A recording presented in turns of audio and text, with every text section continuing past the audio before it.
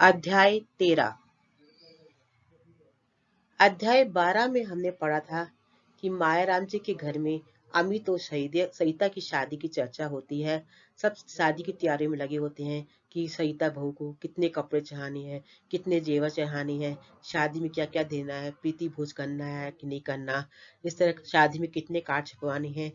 तो इतने जब वो शादी की बातें आपस में परिवार के लोग मिलकर बात कर रहे होते हैं, इतने में धनीमल जी उनके घर में आते हैं। उन्हें क्या है 5 लाख का हिसाब पूछते हैं कि उन्हें शादी में किस प्रकार खर्च करना है, और कहते हैं कि वे 3 लाख का फ्लैट देंगे। मैंने अपनी दोनों बेटियों को भी एक एक फ्लैट दिया है जिससे वे अपनी गृहस्थी बसा सके।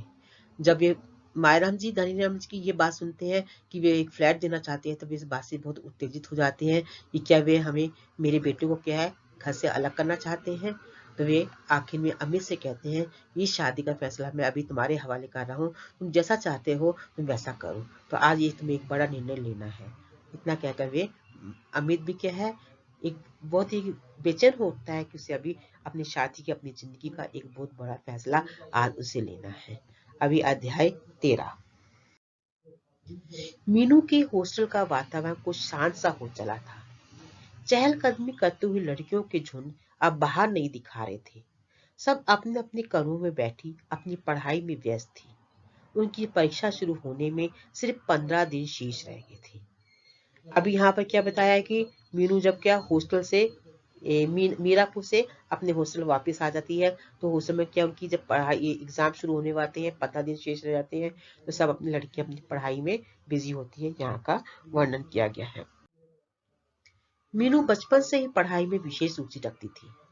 परीक्षा के दिन में तो उसे खाने पीने की भी सुध नहीं रहती थी। वे आजकल कॉलेज भी नहीं जा रही थी। परीक्षा से पूर्व का अवकाश चल रहा था।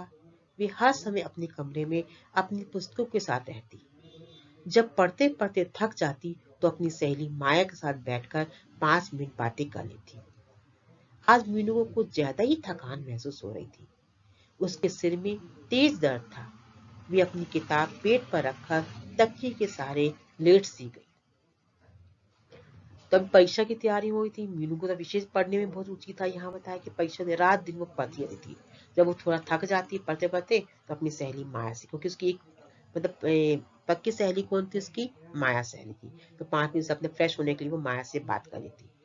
परंतु उस दिन क्या है, मीनू को पढ़ते पढ़ते बहुत ही थकान लग गई थी। उसके सिर में तेज दर्द हो रहा था। तो किताब को क्या है पास में अपने तकिए के पास रखकर ही वो ऐसे लेट जाती।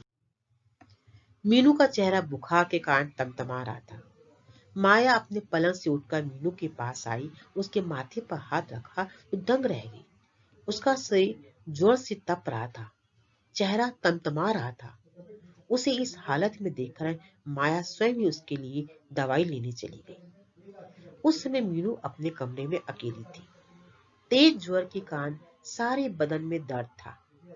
ऐसे समय में हर किसी को अपनी माँ ही याद आती है।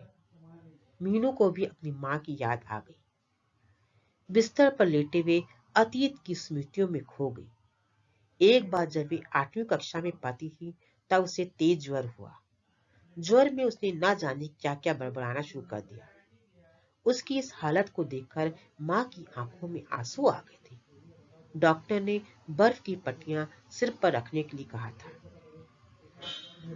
तो अभी यहाँ ये बताया है कि जब मीनू को क्या है उस दिन थकान महसूस हो रही थी, वास्तव में उसको क्या उसकी तबीयत ठीक नहीं थी, उसे बुखार हो गया था, फीवर आ रहा था।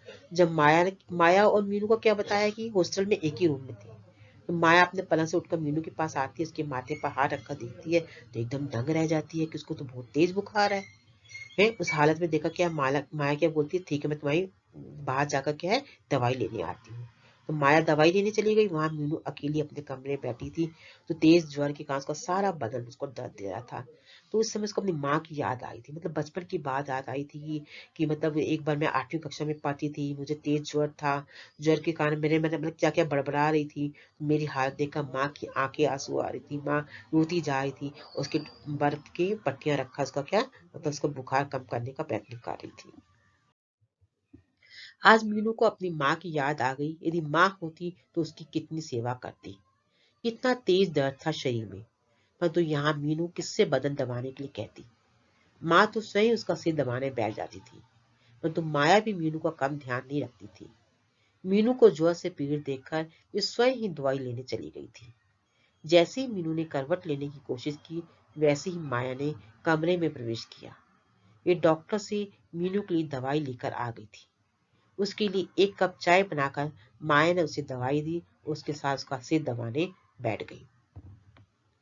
और यहाँ पे ये माया बताया है कि माया भी क्या है, दवाई लेकर उसको चाय लेकर सब, मतलब उसकी अच्छी तरह, मतलब मीनू के मन में ये प्रश्न आ रहा है कि मेरी माँ होती तो मेरा कितना ख्याल रखती। तो यहाँ देखो माया का भी देखो क्या है, उसकी माँ के समान उसकी देखभाल कर रही, दवा डॉक्टर से पूछ के दवाई ले आई है, उसका सिर दबा रही है, उसे चाय बनाकर दे रही है, उसकी भी सेवा करने में वे लगी हुई है। कितना अच्छा लग रहा था मीनू को इस समय, कितना अपनापन आ गया था माया के व्यवहार में। मीनू का मन माया के प्रति स्नेह से भर गया। सिर दबाने में मीनू को इतना आराम मिला कि ना जाने कब उसे नींद आ गई। सुबह उसकी आंखें खुली। प्रातःकाल जब मीनू की आंख खुली तो उसका शरीर का दर्द समाप्त हो गया। ज्वर भी कम लग रहा था।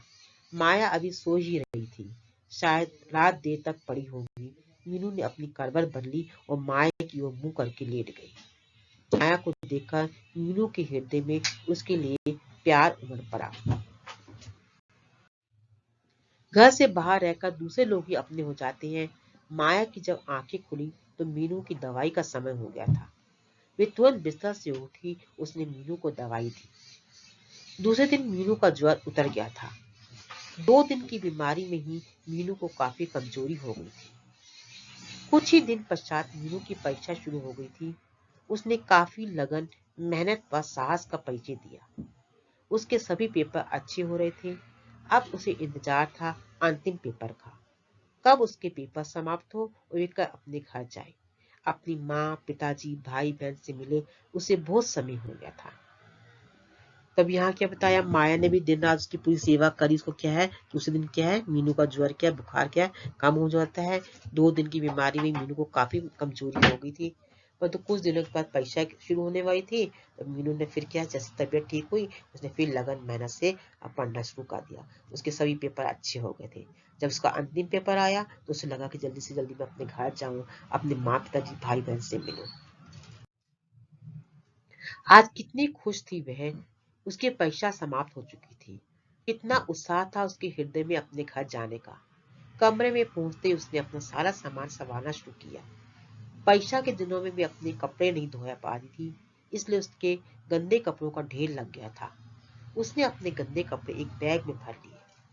दूसरी ओर माया भी अपने घर जाने की तैयारी में लगी थी। उसने भी अपना सब सामान लगाया। वे 2 महीने की छुट्टियों में अपने अपने घर जा रही थी। तो परीक्षा समाप्त होने पर क्या है, मीनू अपने घर जा रही थी और माया अपने घर जा रही। दोनों अपना सामान पैक करना शुरू कर दिया और अपने घर जाने के लिए तैयार हो गई। माया और मीनू दोनों एक साथ हॉस्टल में अपने घर के लिए निकली। उन दोनों के घर के रास्ते अलग अलग थे। मीनू को मीरापुर जाना था तो माया को अलीगढ़, इसलिए उन दोनों ने वहीं से एक दूसरे से विदा ली। तो पेपर खत्म होते ही क्या है, दोनों घर से हॉस्टल से बाहर एक साथ तो निकली, और दोनों के जाने के रास्ते क्या था, अलग थे। क्यों अलग थे? क्योंकि मीनू को क्या है, मीरापुर जाने की बस पकड़नी थी और माया को क्या है, अलीगढ़ जाना था। दोनों ने एक दूसरे से विदा ली कि हम 2 महीने बाद, अभी 2 महीने की छुट्टियां हैं, 2 महीने के बाद हम मिलेंगे। तो यहाँ पर ही हमारा अध्याय क्या है, समाप्त होता है।